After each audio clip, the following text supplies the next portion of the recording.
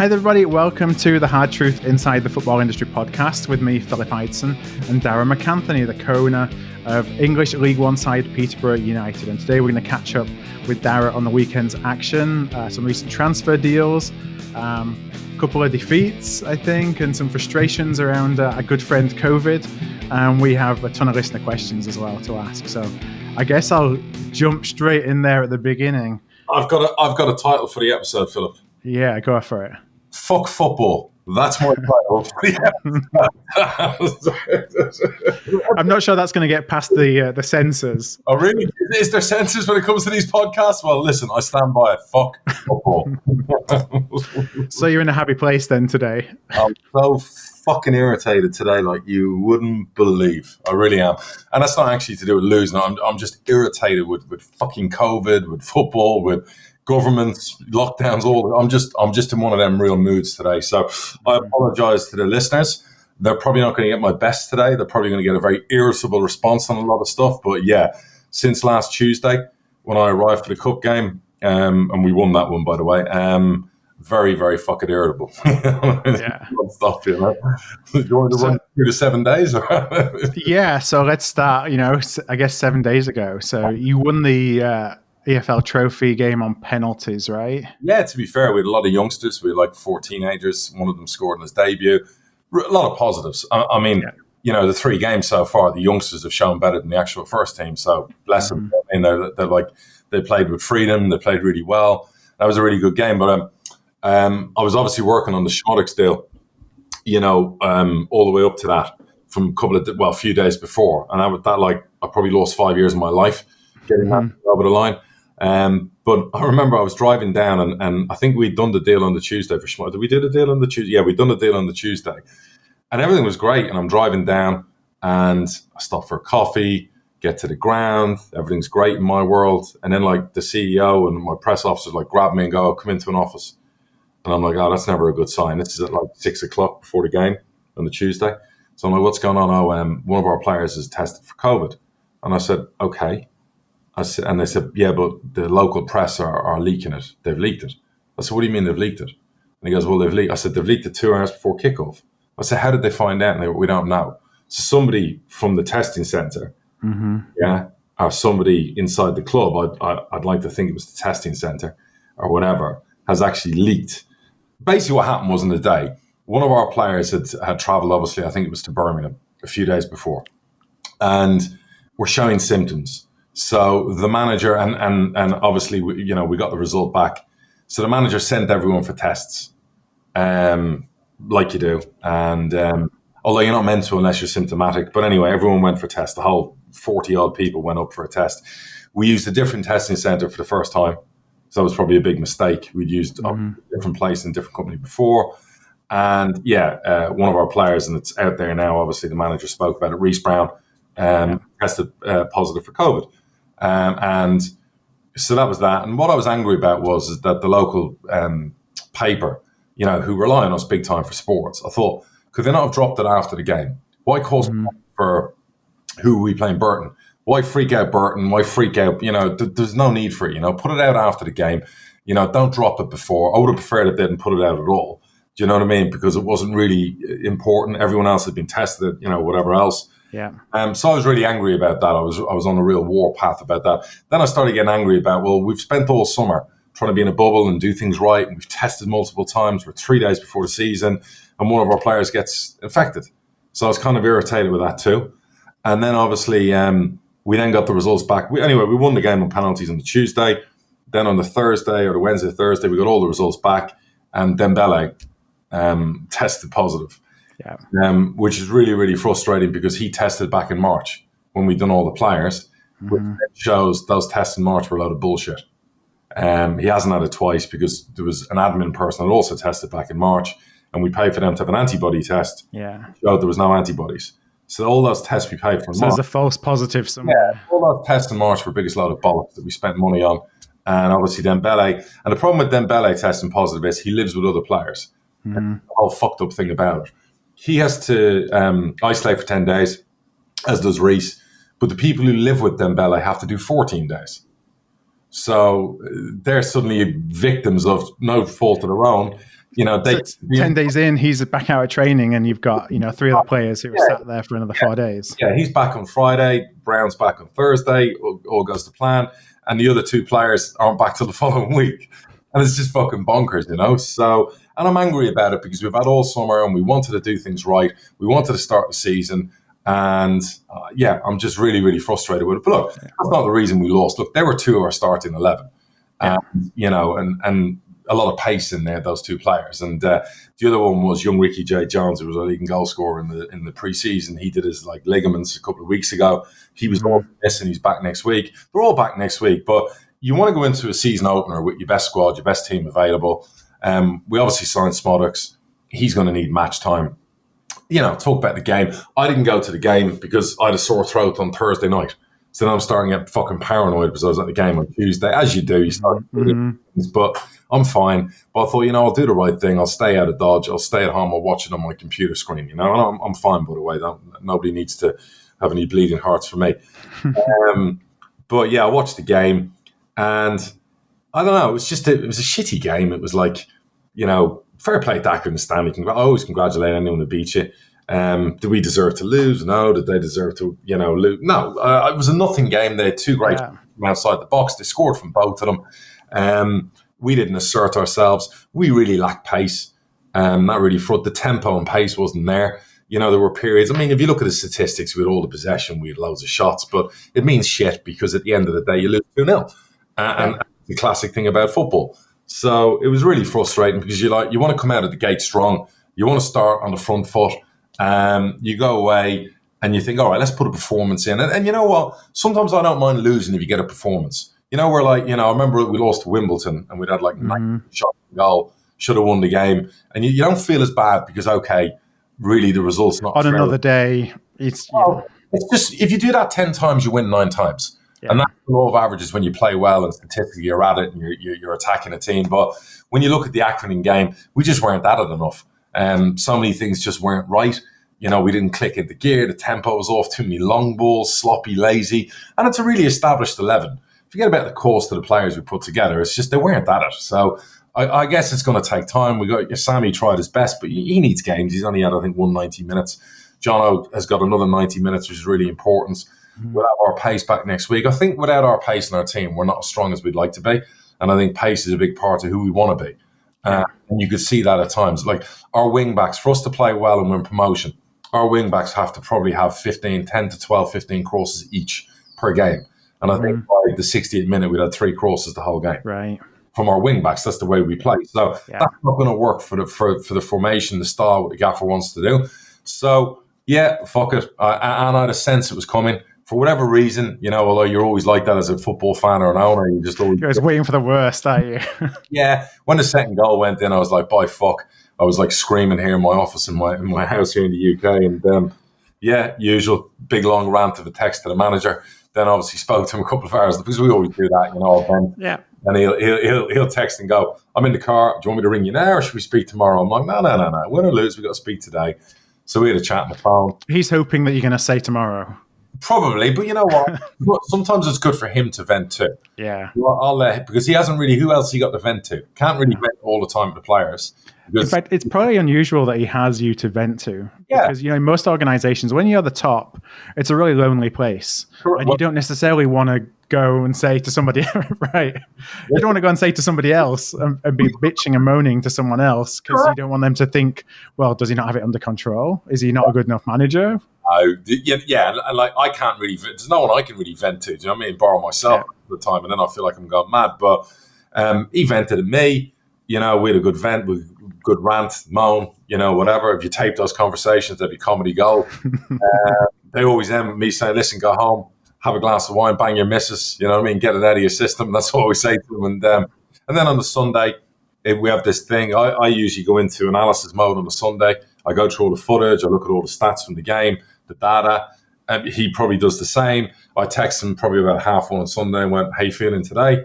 He rings me on the house phone and we just talk through stuff and it gets it out of the system because he's got to prepare everyone for the week ahead. He's got to get everything up again on the Monday. And I said, look, Dembele, it's so important. He's ready to rock and roll next week. He says, yeah, but you want to train for a week? I said, listen, if he hasn't already, tell him to go buy a fucking exercise bike and put it in the garage and run the hard yard. Some of these players they're really well paid. And I said this during lockdown, like most of them don't have gym equipment at home. Yeah. It's in League One football. It's like basic. Listen, Phil, they're on 6 figures a year. I've got a fucking $3,000 Peloton bike in my gym upstairs I've used once. All right? Once. And I'm not an athlete. And let me tell you, if my body was my career, I'd look like Arnold Schwarzenegger. Because if that's my investments, and it amazes me with players out there that they don't invest in their own career. They just think they're going to make, and you look at Ronaldo and you look at all these people, it's not just about money. It's about the investment they put in their body and their diet and the way they live. And desire. Yeah, it's desire. You know what I mean? I mean, do you think Ronaldo would end up with a COVID positive test before a Juventus game? Right. Do you think that would happen? I'm not sure it would. So sometimes it's like, how much do you want it as a player? And I say this to my players, and I said it to my manager, housekeeping time. We know what happened to us 6 months ago. It hurt our football club.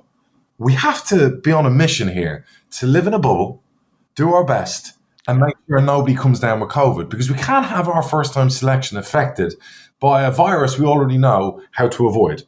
Yeah. So we're told if we follow all the guidelines. So for players to be flying off here and there and whatever else and end up putting themselves in a position where they could get it, that's unacceptable. I know that sounds really harsh, but this is a business. We're investing a lot of money, and we want our players to do things responsibly. Now, if they get it off a family member, okay, there's not a lot you can do about that. Mm-hmm. What I'll say to our players is, if we only have 8-9 months of football, and we're living like this for the next few months until the vaccine comes and everyone gets over this and we move on, we're going to have to be in a bubble here. And your career is your important bit because it pays your bills. So it's kind of like, that's what you got to do, right? Yeah, don't go looking for it. Am I being unreasonable in saying that? So, part of me thinks that it's an inevitability that we're going to have players that this will happen. And, it was just really unfortunate for you guys that it happened at the time it did. You want the momentum of the first game of the season, happened to one of your leading players in Dembele that got it as well. Can you legislate for that? But on the other hand, I think that, there's being responsible. There's I just think, right, you got a game on Saturday to open the league season.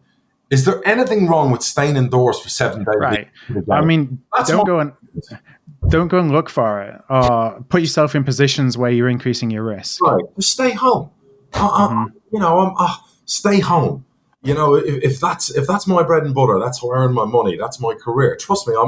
If someone said to me, for your kids to be in school, you got to stay away from everyone for like 4 months. Trust me, I wouldn't see anyone for 4 months. Yeah. It means enough to you. Do you know what I mean? So I'm frustrated. I'm probably wrong on what I'm saying. You're probably right. Everyone's going to get this at one point, quite potentially. Well, a large percentage will anyway, no matter what they do. It's just irritating. And then the whole UK thing with the rule of fucking 6 and they're shite the other day. I mean, being from America, I'm so thankful I live in Florida. Do you know what I mean? I watch all the nonsense over here. People were screaming at us in June about, Florida, 20 million people, loads of people are going to die. And we're like 3 months later, we plowed through it. We didn't lock down. We're now, I think it was like 1,800 cases yesterday. Yeah, something like that. That we're at the end of it. Florida's probably got herd immunity. Do you know what I mean? If you go by the rule of thumb. And you look at like New Zealand, Australia, now the shit going on with some governments, it does my fucking head in. I think it's an outrage. I don't know why people aren't more. What amazes me is people are lying down and taking it. These governments are actively, and a lot of people don't know this, they're destroying your economy now. The next 2.5 years in some of these places, and I include the UK in that, you're fucked. You turn off the light switch because, businesses open, shut. They don't know whether they're coming or going. Well, you just want consistency, don't you? I mean, like... Correct. You're absolutely right. Just come out and go, we know what it is. We know what we have to deal with. We've got to get on with things until there's a vaccine. We've got to do things as safe as possible, and you've got to look after and protect yourself. No more shutdowns, no more stupid rules, no more hiring COVID officers to rat on people, no more pissing off the public, no more killing your economy. You're already $2 trillion in debt over here. We're trillions in debt in America. You watch what happens in the next 24 months. You're going to, so many people are going to lose their homes, their businesses, their jobs. It's going to be horrific. I'm not trying to play down the people who've died, the people who've been ill from it and everything else. But we all know the true statistics. We know the true data. We know the true risks here. To shut economies down for those statistics, you can't do it. I'm sorry. And those countries have done it. You've lost your bottle. Well, what was interesting to me was that it was safe to go out this weekend, but it's not safe to go out on Monday. Yeah, it's either too dangerous and you do it now. Go over raving a party because by Monday we're making it 6 people. It's the biggest load of bollocks. It's cowardly bollocks, in my opinion. Honestly, I'm so fed up with it. I said to my missus, but she's British, and I'm like, babes, I never thought in a million years Johnson would be like this. I thought he'd be more, right, we're going to do this, plow through, we're going to get through it. And when you look at the stats today in the UK, I think it was one person, God bless them, died, and there were over 80. Everyone's freaking out. I can see it on Twitter. 3,000 cases yesterday, 3,000 cases the day before. 90% of them are people under the age of 30. Yes, I get it. They could spread it to an older person. We've heard it. But we're all wearing masks to stop that. There's no reason now to say to people, shut your restaurant at 8 o'clock. It's takeaway only. After they've just reopened after 6 months of losing their bollocks. It is so ridiculous what these governments are doing to their countries. Don't even get me started on Australia. My brother-in-law is Australian. What they're doing to their people in Australia.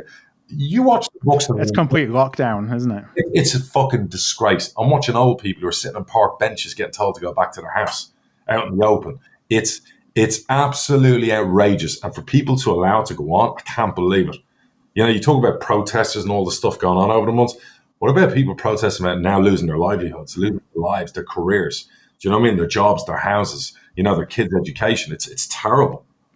So have the EFL or the FA come with any guidance or feedback or anything like that on what this means for October? It was Johnson's speech the other day about his rule of 6 and rolling back events, which is kicking the bollocks to everyone. I saw the Premier League lose their shit over it, and rightly so. Basically, his was like a kick right in the cojones where you're just kneeling down and someone gets a free kick. That's what it felt like. I was watching the whole conference and scratching my fucking head watching it. And there's... No, I don't think fans are going to be back anytime soon unless they do hopefully with pressure put on, they'll do a reverse, because the financial implications, the money the government's going to lose from football clubs not having fans, the e-commerce that comes from that, I mean, it's just lights out time. And it's not only that, it's lights out for football clubs as well, if it carries on past October, November. It really is. I've said this all along, so I was of a firm belief. Well, you've got all your deferred costs that are now coming up and being due based on people being back in the grounds. And no bailout, because the Premier League obviously lost 700 million. They're now concerned, obviously, about no fans back in. It's fucking astonishing, Phil. I can't believe we're in the 21st century and this is actually going on. I just cannot believe it. It's a head scratcher. 2020 can go fuck itself. I can't wait for 2021. There's nothing about this year that's been good. One person tells me one good thing this year, because I can't remember anything good this year. Can you? It's been a struggle. I think just keep carrying on. Like, I look at it from a business perspective. From a business perspective, I'm just happy that we still have a business. And that's what it's all about. It's like, how do we get through 2020 by hook or by crook? And live to fight another day. And you think you're there, and then someone comes out and goes, sorry, you can't. I know, right? That's exactly what happened. You think, okay, finally, we're making some progress. I got line of sight into the rest of the year. And then, somebody else doesn't have, the money to pay their bills. I'm not the biggest fan of living in Florida. I live there because my kids love school. But I have to say, me and my missus are both very grateful to live in Florida. Because our governor came out last week and said, no more lockdowns at all. It's not going to happen.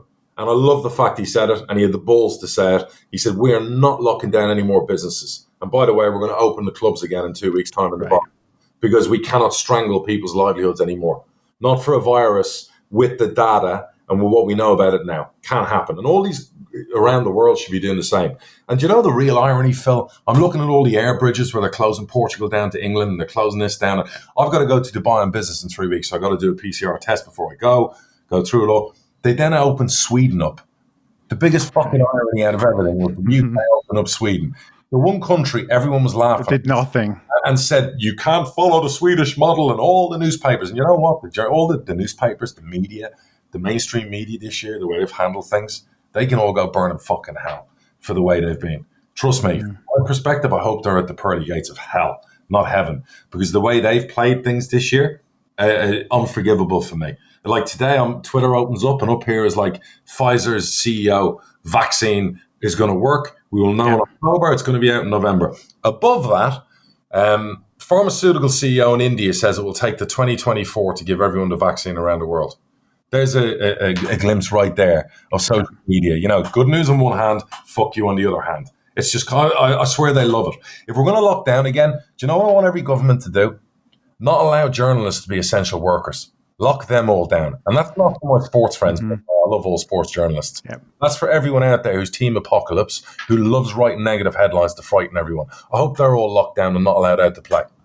Well, that's the problem, is fear sells, doesn't it?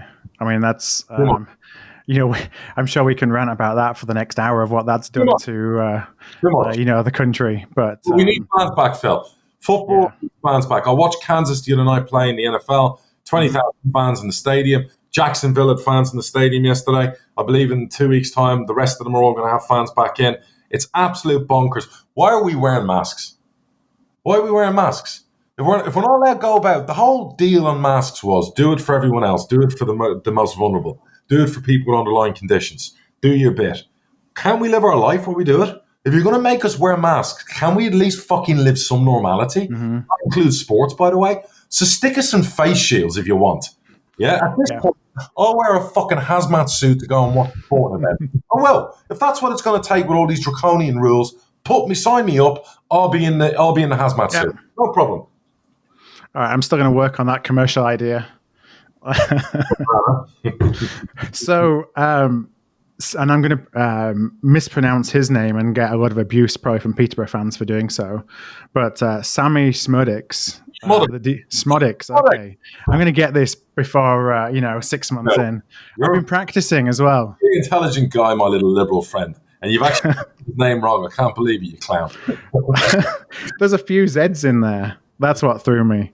So this is a deal that I think, if there's one question that I've been getting from Peterborough fans for the last, 6 weeks, it's, are we going to sign him? Are we going to sign him? When we're going to sign him? Obviously you've had to play that a little bit. We're not really sure. I mean, how did that deal come about? Is it something that's been on the go for a while, or is it just an opportunity that came up and you jumped on it? So we tried to sign him last summer. He went to Bristol. He wanted to play in the Champ. We finally got him on loan in January. The idea being if we got promoted, we would sign him. Then lockdown came. Then our season was destroyed. I messaged him at the end of the season. I think it was back in May when the vote came through and said, look, Sam, we want you. We love you. By the way, I was still paying his wages on loan, so I wasn't tapping him up. Would you come permanently? And he came back and he said, look, Chairman, I want to play in the Champ, so I want to try and give it a go at Bristol. Yeah. Respect for that. He was being honest. He was being transparent. I've got no problem with that at all. I said, listen, wish you really well. Stay in touch. See how it goes. So all through pre-season, my contacts at Bristol, I'll be ringing, how's he getting on? Has he been picked in the first team? Is he playing? I'm not going to lie. I was quite happy to hear he wasn't in some of their main teams that were playing. And then we got wind a couple of weeks ago that their manager had said to him he probably wasn't going to play a lot. Sammy's that player who wants to play. Yeah. He wants to play football. He play on one leg. So we obviously spoke to Bristol. We got the okay to have a chat with him. We then spoke to him. We didn't want to do a loan again because we feel he'd be an asset. But the problem there is he's on quite hefty championship wages. Bristol always want to profit on a player, fair play. So then that went on. And that's where I had to go into overdrive. I had to be very creative. I had to agree a deal with the player, his agents, Bristol. That went on. That was the toughest deal I've ever done. Fair play to Mark Ashton in the end. We got there. At one stage, I was pulling the plug on Monday night. I'd gone as far as I could. And I actually was typing up an email. I was FaceTiming with my missus. And she was like, why do you look so irritated? I've lost the will to live with this deal. And I was like typing an email to Bristol City saying, look, all the best. Thank you. We're going to move on. And all of a sudden, as I'm talking to her, another email came in the background. And it was from the Bristol City CEO. It was like, okay, agreed. You have permission to give him a medical and sign him. So it was like, fucking hell, wow. So we got it done on Tuesday. Really, really good addition. There was another club in League One had a bid accepted for 7 figures like us. Yeah. So we were also fighting with that, but the player wanted to come to us, so I felt quite confident about that. The only wild card in the last minute when it got leaked, and I don't know who leaked it, would have been if a championship club had come in, but Sammy wants to play in the championship, we might have him. So until he'd actually signed and he was in the building, I still wasn't confident. And then and massive kudos to my partners because it wasn't cheap. But we managed through my negotiations with Bristol to spread it over 4 budgets to help us do what we got to do, and that's how we do our business. All the business we've done this summer has been put over 4 transfer budgets. Yeah. Because we've obviously got paid over budgets as well when we sign the players. So people are like, oh, with the salary cap, how'd you manage to do this? Well, like I said to you, I love the matrix of the salary cap. I'm in my element with that. I've been playing with it in and out, this player, that player, how do we do this, working with a manager, our CFO, and we were able to make it all work. And he's finally here, and we go to Accrington and lose. It's the way it always is, isn't it? So does that mean that you got to take somebody else out from a cap perspective from the squad, or?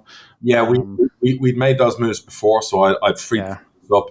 I'd freed the space up for his contract. I'd freed the space up for what we needed to do. There is another player still with us that we'd possibly like to try and get back into the salary cap, which is very difficult at the moment. So what we'll probably do in that case is try and renegotiate with the player. If there's no club for them, if they want to come back into the cap, they're going to have to take less to make it work in the cap. But it's up to them whether football is more important than a few extra quid. Yeah. So that's just the way it works. If not, we'll move on and we'll do something else. Mm-hmm. Now, you're investing in a lot of talent, especially when you're going forward. So you got Sammy, you got Moise, you got Dembele, Johnson Clark. There's a lot of money tied up in those players, which I think is really unusual for a League One club. So how do you make it happen? We make it happen. We've always invested fees in players. We've never had a problem with that. We pay less wages. We spend more on fees.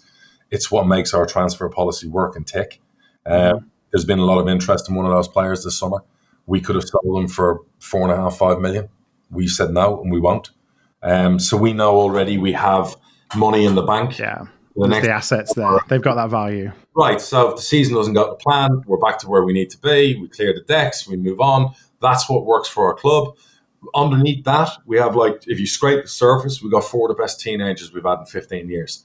Those teenagers are only going to improve. Those teenagers are only going to appreciate and value. If you sold one of them in 6 months after they've played, you get more than that. And again, you're still in a good position. So we're top heavy with 4 or 5 big hitters, but across the squad, we've got some nice youth. We've got some good, not middle of the road, but economically fair wage packages for players. And that's the way we like to be. So look, myself, my partners, we're having a go. We always do. We want to put a competitive team out there. It needs to be a lot more competitive than Saturday, but we feel, over 46 games, we've got a squad that's going to challenge. And it's going to take some time for the players to click. But boy, oh boy, when they click, oof. Do you find that bringing somebody in where you're really trying to be creative on the wages and perhaps they're coming in at a higher level than a lot of the other members in the squad, does that create any animosity or problems within a squad?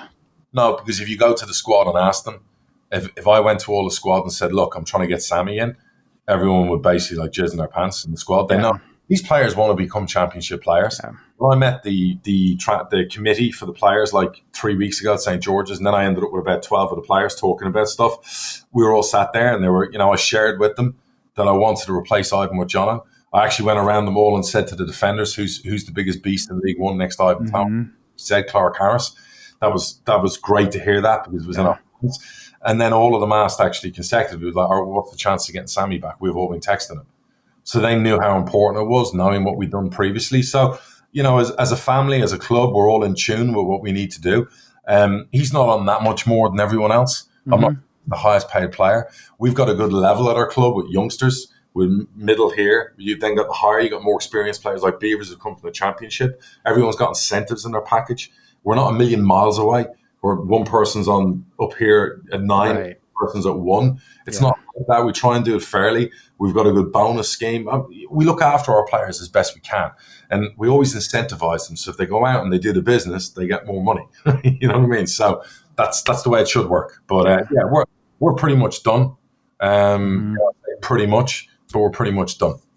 Any outgoings do you expect? Or Yeah, it's tougher with the salary cap now. We've got 3 players I think we want to move on. One of the other players, a younger player, will go out on loan, quite potentially. There's a couple of League 2 clubs want one of them on loan. We'd love them to get 40 games in League 2. So that's a flair type player that will go out on loan. Yeah. Bradford all day long should be all over that, by the way. It's funny. I was going to say, if you're wanting to loan out one of your fast young strikers, he's not. We have a home for them.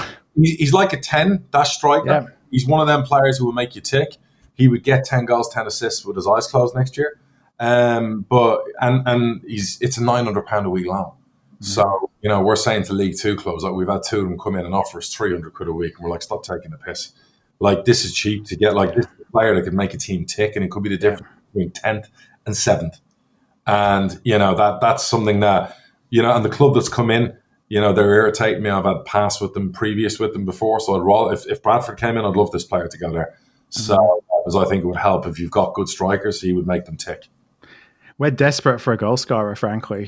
For somebody, we've got players who are very similar. We got Novak, we got Donaldson, we got Curtis Guthrie, and so our problem is going to be making some of those.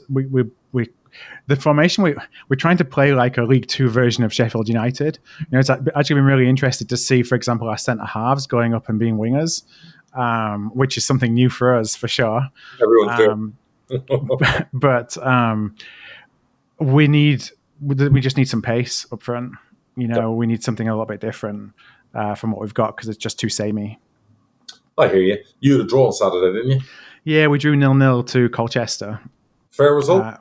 Probably. It was one of those where, I think we probably deserved, balance of power to win, but it's not like we kicked them off the park. And, we both had our spells. Good players, Colchester. Mm-hmm. Yeah, they had that, what's he called? Yeah, that chap up front who looked pretty handy. It's always disappointing. Like, you're disappointed that you lost. I'm disappointed we drew at home to Colchester, but they did better than we did last year and we didn't lose. So, and we got some kids, we got some kids that we haven't brought kids through for a long time. Usually any decent kids we've sold before they even get to 17, to try and... Ollie McBurn. Yeah, like Ollie. It's funny, Ollie looked like... he really didn't look like he was ready for prime time when he played a few games for us. Yeah. But he obviously always had it.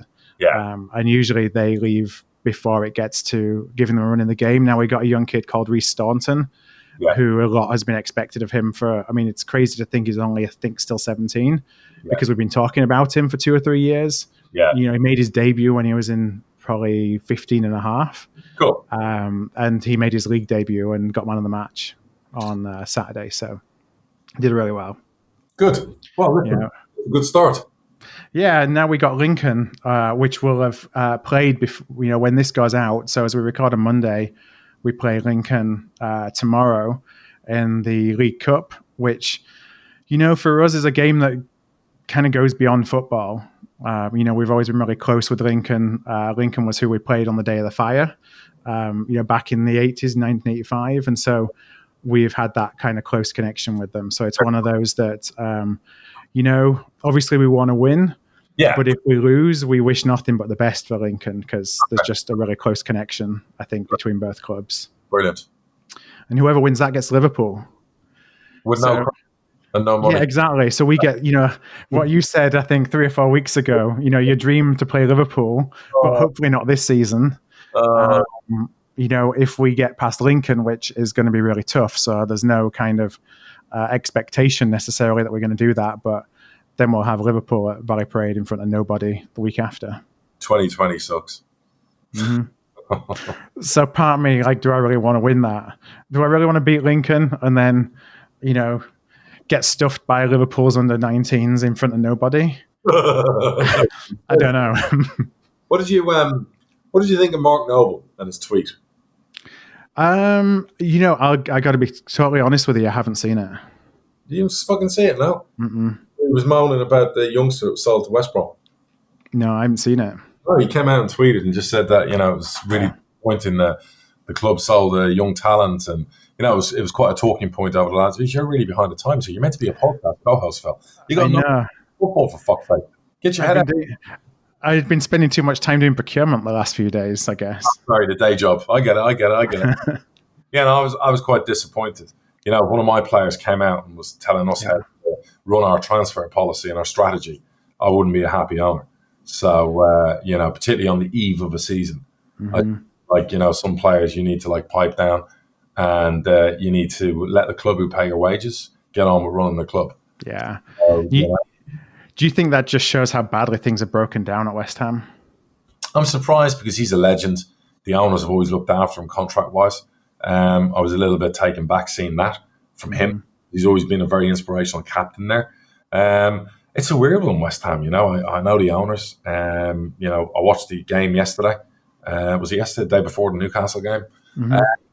David Moyes, I know really well. He is what he is. I don't think they get relegated. They've got a horror run coming up. I'm sure the locals will be losing their shit every time they lose.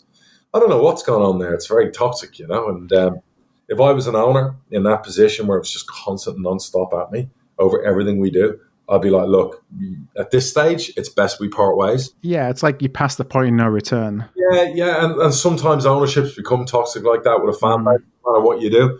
So, because even if you're successful, the fans won't give you that credit. Equally, like if something goes wrong, they're going to give you the blame. Yeah. And they're not faultless. No owner's faultless.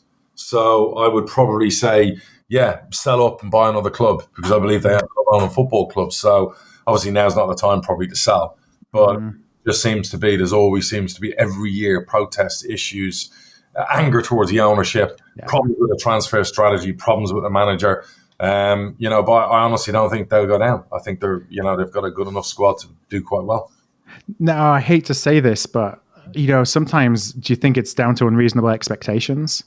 So, what should a team like West Ham be? What's the reality of what they can achieve? What's their cap?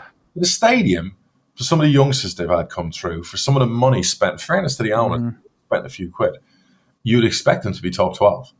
I guess if fans would look and go, well, how did such and such club get 9th or 8th? Why aren't we doing that? And we've spent more money. So, sometimes it is expectations. But then again, fans have to go back and think, well, it wasn't that long ago we were in the Championship. So, with all due respect, same with Newcastle. Newcastle's a massive club. Yeah. And it's great to see Brucey get back in, because I think they'll have I was always irked me the way Benitez got a really easy run and Brucey hard when he went in there. And I think Brucey, just because he wasn't Benitez. Yeah, and I really like Brucey. And I think given the chance, and they've signed some Premier League, proper players, Callum Wilson, Fraser the third, as Simon Jordan calls him, as Ryan Fraser probably sat in the press as well.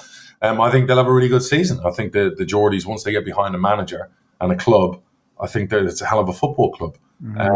It's going to be. I said it to you. I was really apprehensive about Leeds coming to Liverpool. Was I proved right? That was a cracking first half an hour, wasn't it? But right? I was worried. Well, I am still very worried, because I don't know what's going on with Fenway or the Liverpool ownership, but the lack of backing for Klopp the last 4 windows. The last 4 windows, I think Liverpool are at last in spending in the Premier League. For a club that's won the World Championship, the Champions League, the league title, to not go and back the manager. And money's coming in from. I mean, it's got to go somewhere. Well, it's astonishing. You look at Sheffield United spent 20 million on a goalkeeper. Yeah, those biggest expenditures are left back at 11 million because they sold a centre back to get the money in. So if you be money in to get a player, you got to take money in. For a club Liverpool's size, it's astonishing. You'd expect them every window to spend 50 to 70 million on 2 quality players. Yeah, you see how much money Chelsea is spending this window, for example. I'm racking my brains, and I watched them play. And, for them to climb that mountain again, I'm really worried. Defensively, they've just been all over the place the last 10, 15 games. If you look at goals conceded. Yeah. And then Salah was on fire. I love Mane. Mane not great. And Firmino, I'm not Firmino's biggest fan. What he's done for Liverpool in his 9 role. But as a 9, when you look at his goals record and everything else, and 1 goal at Anfield in 30 or 20 games last year, and you watched him again on Saturday and he should have scored 2 goals. So they need competition. Firmino needs competition. I just can't see them winning the title. I think Liverpool will be, and don't quote me Liverpool fans, because I'm a Liverpool fan, I think they'll be 3rd this year. Yeah. I hope so. And if Klopp pulls off another miracle, my advice to him would be, if he doesn't get backed again, go take him, get out of there. He's the highest that he's going to get. If he's the highest he's going to get from a... It's like he's getting everything he can out of that squad. Yeah. That midfield, that squad, that defence, that front 3, and they're not getting younger, by the way. Every year they get older. And I was critical of Jurgen a few years ago. He is as good a manager as you're ever going to see in the world, what he's done with that squad. Astonishing. With that 11, brilliant. Yeah. With the squad, what the hell? Because as an 11, they're as good as any 11 in the world. But as a squad, they're very outside of the 11, average. So, yeah, as a Liverpool fan, crikey, please, Fenway, get your hand in your pocket, for fuck's sake, and give the man a bit of backing. It's going to be interesting to see if that Leeds performance was down to some shoddy defending, or whether, it looked like they were tearing the defence apart at times going forward. There was That's Leeds. Yeah.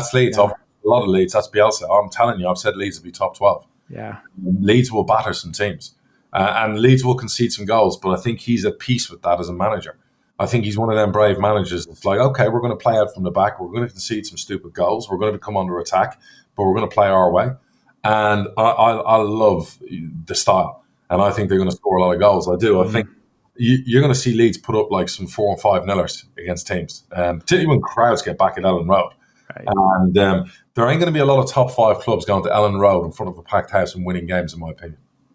No, as much as it pains me to say, I mean, I was really impressed with them. It surprised me. I wasn't expecting to see, and like you say, that's where you wonder: was it a day at the office? A bad day at the office for the Liverpool defense? But I mean, they were carving them open with some of those passes. But after lockdown, when Liverpool came back and won the title, the defense was getting carved open then. Yeah. If you look at, like I said, the last 15 games, the goalie. Even Van Dijk with 2 mistakes in 5 games, and he hadn't had 2 on the previous 90 games. I mean, the back 5, goalie, and the back 4, not been great. So, look, will Klopp get that sorted? Yes, 100%. Right. Will it be enough to win the title again? Yeah, will it be in time? Yeah, it's going to be interesting, that's for sure. All right, well, we're going to come back in a couple of moments here with some listener questions. Awesome. So we have a few questions to get through today. We always invite you to submit questions as well for the pod. You can do that by going to the website at hardtruthfootball.com/contact and popping a question there. So we'll be right back in a moment.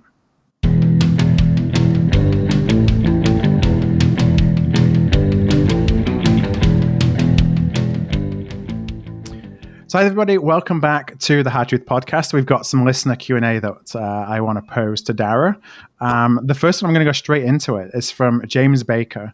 James asks, how are squad numbers worked out? So, do players have superstitious numbers? Is it because of commercial value in selling shirts? And, I think one of the examples he gave was Trent Alexander-Arnold at Liverpool with 66. Yeah, which is a really funny number to have, right?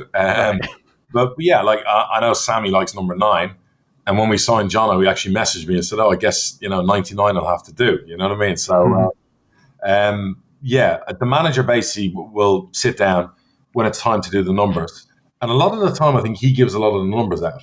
But then you'll have players go, well, "Look, can I be an 8?" Right. And I always admire any striker who wants the number 9 because that's always like putting your stamp out there. Yeah, I want that. I'm the main man.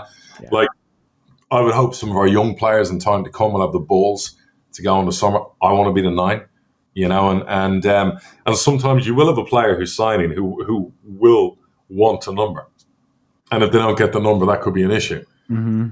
And I guess you could say in the NFL, Tom Brady took number 12 at Tampa Bay, and it belonged, I believe, to a wide receiver. And I believe in the NFL, the way they work it out is they buy it off each other. Interesting. They actually buy the number. They trade. There's probably a good deal to be that wide receiver then. Yeah, I think like $100,000 to sell them Brady. So in football, it's not as sophisticated as that, but maybe I've just started a new trend. There you go. There you go. Trading numbers. Yeah. Now, James Watson asks a question. It goes back to the salary cap, but it's related to loan players. So, the example he gives is, so there's a player in the Premiership. They're on, let's say, $5,000 a week, and you in League One want to bring him in, but you can't afford that $5,000 or whatever the contribution from the club that they're requiring is due to cap space. So you pay an upfront loan fee instead in lieu of total wages. Now, is that something you can even do? No, not a transfer, it's a loan. So loan fee will be included in the salary cap. Okay. So what you would do in that case is you would go to, let's say it's Leicester, and say, look, we've got £500 a week. Do you want your player to play or not? Mm-hmm. Or is the $5,000 a week more important to you? Yeah. And this is where it would be great if we had in place Premier League deals for loan players where you wouldn't pay more than X amount in League 2, League 1. Because unfortunately with that also you have to throw in agents' fees, national insurance, any cost of that loan, that player goes in the salary cap as regards to that. If you buy a player, the transfer fee doesn't go in, which is good. Yeah, but then the player doesn't see any of that anyway. So you can't manipulate the deal by... No, it's very difficult. And some people were looking at the signings we're making, going, have Peterborough done that? And da-da-da-da-da. Well, we're quite prudent on what we do with players' contracts and wages and everything else. So we had the space. Now we have a question from Azim Mitha, who is a Lincoln City supporter. Cool. And Azim asks, with Lincoln shifting to a completely different model under Michael Appleton and a squad clear out, what are your thoughts on kind of how they're positioned now as they're, really starting to, they've had their rise, if you will, they're consolidating that rise. Are you surprised by the change in approach? No, I'm not surprised. I mean, current times would dictate some of the approaches having to change. Lincoln, under Danny Cowley were big hitters. They paid well. I know that from some of the players we signed. They had a right go. I'm not saying they're not having a right go. They've got a good owner. They've got a great fan base. They've got 8,000-9,000 people when fans are back. It's a good sized club in League One. I think Appleton is your type of manager who can go younger, who can deal with more loans coming in per se, contacts. I think they're in good shape, and probably the overspending catches up with you. It's caught up with us in the past as well, where I've had to have a year out when we've had too much spending and maybe it hasn't gone our way. So we're like, right, we've got to take like a break here for a year. You got to wait for contracts, like bad contracts, to churn out as well. Correct. And if you don't like, let's say you wake up one day and you look at your squad and the average age is 28 and the average wage is X amount, and you're like, I don't like the look of this. So we're going to have to really redesign this and go the other way. Some clubs are going to do that. And with COVID, there's never a better time to maybe cut back, do things. So, but I don't think any Lincoln fans have to worry about their club. They're considering where they were and where they are now. Cowley got them to a good position. Appleton will do really well for them. So, good club. Now, you mentioned there about, there's sometimes when you got to take a pause a little bit and reshape the squad. And, where I don't think the ambition is ever not to get promoted. You obviously realize that maybe this year we're not as strong as we could be or that we need to be. Like, how do you position that within the club or within the supporters or communicate it? Are you setting those expectations still, or? Tell the truth. Our expectations are always to be promoted. Our expectations are always to win games of football, to score goals. If we were having a year out, if we got to the stage where like, look, we've gone this route for a few years, it's not quite paid off. We're going to use the academy more, the younger players. I'd just tell them to do fans forums. I would tell the fans, I would tell the local press, look, we still want to be competitive. We're getting rid of some of the more expensive people. It hasn't paid off. We're going down a different route. It doesn't mean we don't want to be promotion candidates. It doesn't mean we don't want to play good football. We're going to trust our youth system. We're going to trust some of our younger players who are a year older. And that's just the way it's going to be. As long as I think fans never mind as long as you're honest about it and you tell them. If you don't and you try and hide it and then go down a cheap route, that can backfire on you. Right. So you've got to be really, really transparent about it. I have actually a couple of questions from the last couple of weeks, kind of follow-up questions. Last week at the Fans Forum, you were chatting with the AFC Wimbledon fan and saying that, recounting a story of looking to get involved before you bought Peterborough. Yep. Are there any other teams that you seriously looked at? Yeah, it's in my book, funny enough. I'd put down I want to say it was a 50 grand deposit on Woking. Okay. God bless the guy I did the deal with. He's since died. It was the family, I believe. And I paid a deposit and I went off on holiday. And it was a 30-day period of time then for due diligence. But I had an out and they had an out. And there's something with their stadium he pulled out of the deal. So that went out the window. And then obviously I met with the Wimbledon people. And I'd looked at a few other clubs. I can't talk about some of them because I signed NDAs. And then Peterborough was the one where I could actually get a deal done. And it was really funny because I arrived in Peterborough, I think, in the October, but I've been working on a deal since the June because typically I wanted to be in for a new season, hence trying to get in May and June so that when August came, it was good to go. Yeah. But the Woking thing was a setback. So who knows what would have happened. How long does a deal typically, or is there a typical deal to take over a football club? It can take like in length. The Peterborough one took over a year because there was so many patients behind the scenes. When I sold to my partners, it took probably from meeting them to the first time for when they signed 7 months. It depends on due diligence, how quick. If I wanted to buy a club tomorrow, could I close the deal in 20 days? Yes. As long as all the due diligence was there available for me to see it, as long as the funds are in place, as long as the EFL give you the fit and proper person pass, you could do it in 20 days. But unfortunately, some moving parts might be beyond your control. Sometimes the club you're buying off there could be issues, there could be you see all the stuff going on with Wigan and Charlton and other clubs. Sometimes it becomes complicated. Yeah. I'm not a complicated person. If I want to buy something, I'm like a kid in the sweet shop. I want it now. Mm-hmm. So, you'd be just like, look, give me all the details. I'd say to my lawyer, you got 15 days. Get it fucking done. And I'd say to the club that I'm one of those where if I found a club I wanted to buy, I wouldn't spend 2 months trying to negotiate a price. I'd get a price done in a day. When I bought Peterborough, it was like 36 hours I'd agreed to do.